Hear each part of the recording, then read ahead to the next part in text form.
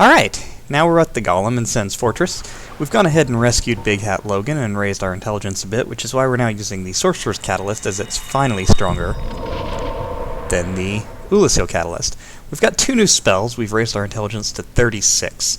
The first is Homing Soul Mass, which creates 5 orbs around you. I'll actually cast this before going in, but they'll get wiped going through the fog gate, so don't do that. Just do it when you get inside. What these do is, if an enemy gets close enough, they'll all shoot off, and they do a decent amount of damage. The problem is that the damage figures are a bit misleading on anything but bosses, because it seems like the damage stops being counted for normal enemies after they get killed. So you'll only see pretty much 1/5 of the total damage if it manages to one-shot something. Soul Spear is basically like a stronger version of the Soul Arrow spells. It has fewer uses, but it's fast, nearly as fast as the Soul Arrow spells and not the heavy ones, and it does more damage than the heavy ones. It actually does quite a lot of damage. So as you can see, we've kind of cast the spell there, gotten the orb, and we've got Power Within ticking away on us.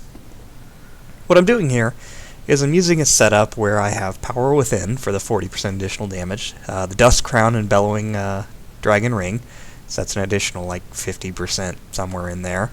And then I'm also waiting for Power Within to tick down enough so that I'm activating the Red Tearstone Ring, which, as I've mentioned, gives you another bonus to everything once you're down below 20% health.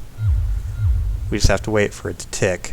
And once it goes down past that first little bar, it should get us into the Red Tearstone range, so we'll just go ahead and go in.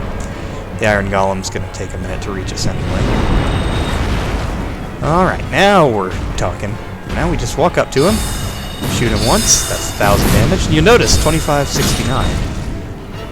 Homing Soul Mass did more damage than the Soul Spear did, by a factor of about 500 damage. And the Iron Golem didn't even get a chance to really do anything to us. He died the instant he got hit by our spells. So, that's easy.